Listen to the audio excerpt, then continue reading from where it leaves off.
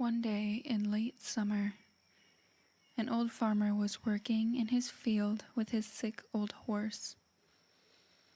The farmer felt compassion for the horse and desired to lift its burden. So he left his horse loose to go to the mountains and live out the rest of his days.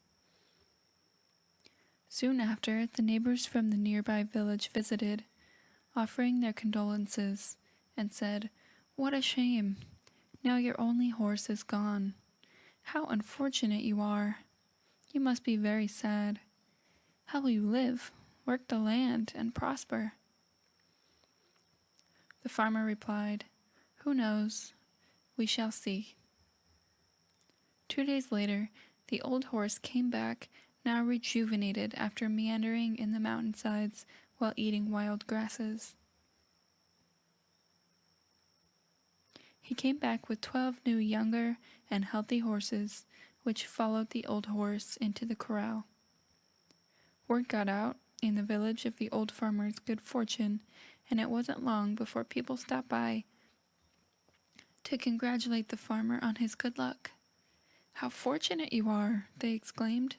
"You must be very happy." Again, the farmer softly said, "Who knows? We shall see." At daybreak on the next morning, the farmer's only son set off to attempt to train the new wild horses, but the farmer's son was thrown to the ground and broke his leg. One by one, villagers arrived during the day to bemoan the farmer's latest misfortune. "Oh, what a tragedy! Your son won't be able to help you farm with a broken leg. You'll have to do all the work yourself. How will you survive? You must be very sad." Calmly going about his usual business, the farmer answered, "Who knows? We shall see." Several days later, a war broke out. The emperor's men arrived in the village demanding that young men come with them to be conscripted into the emperor's army. As it happened, the farmer's son was deemed unfit because of his broken leg. "What very good fortune you have," the villagers exclaimed as their own young sons were marched away. "You must be very happy." "Who knows? We shall see," replied the old farmer as he headed off to work his field alone. As time went on, the broken leg healed, but the son was left with a slight limp. Again, the neighbors came to pay their condolences. "Oh, what bad luck! Too bad for you." But the old farmer simply replied, "Who knows? We shall see." As it turned out, the other young village boys had died in the war, and the old farmer and his son were the only able-bodied men capable of working the village lands. The old farmer became wealthy and was very generous to the villagers. They said, "Oh, how fortunate we are! You must be very happy." To which the old farmer replied, "Who knows? We shall see." This story beautifully illustrates the transient nature of life. Our minds often try to organize our lives in categories of desired and undesired. It processes stimulus by jumping to conclusions as if it has certainty around what everything means. Our minds have a difficult time with uncertainty. It tries to predict outcomes in every situation based on past experiences and an unconscious need for safety.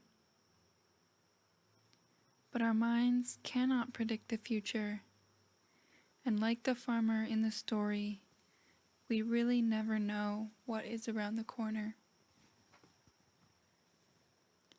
By staying open to outcome, we release ourselves from the suffering of mental grasping and using our energy to worry about the future.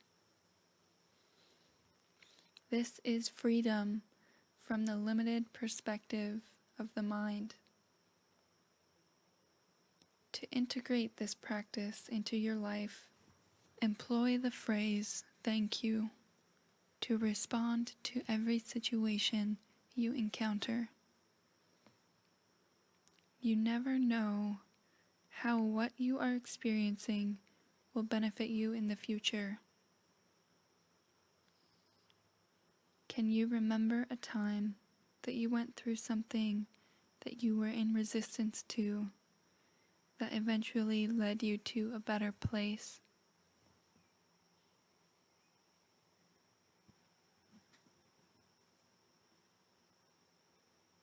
Everything we experience can deepen our wisdom and integrity.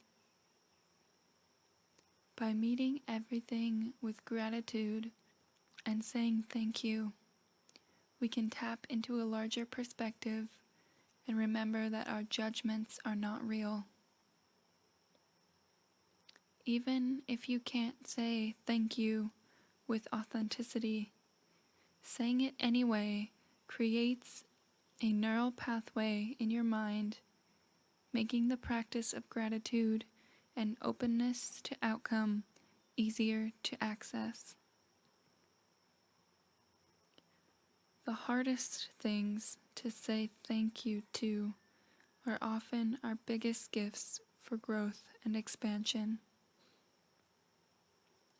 In these moments where it feels impossible to be grateful, to say thank you for this experience, it is an opportunity to shed a layer of ego and surrender to what is.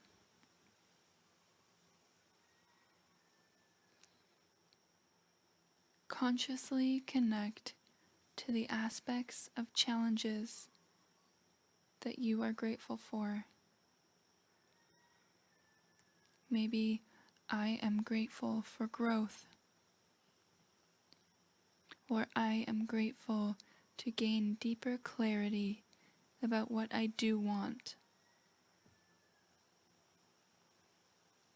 When you remember that it takes facing challenges to create growth and expansion, it can make it easier to extend gratitude to painful or uncomfortable situations.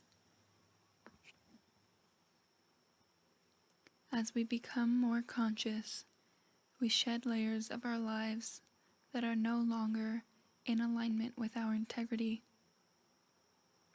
This can be a challenging process because we form attachments to our life situation. Grieving is a natural step in consciousness evolution,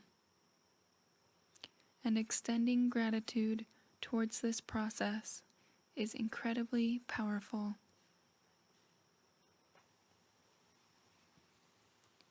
Finding gratitude in every experience is a deep, lifelong spiritual practice.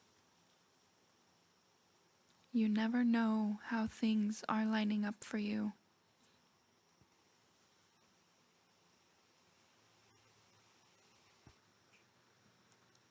Take 3 breaths in and out through the nose as you transition your energy back into your environment.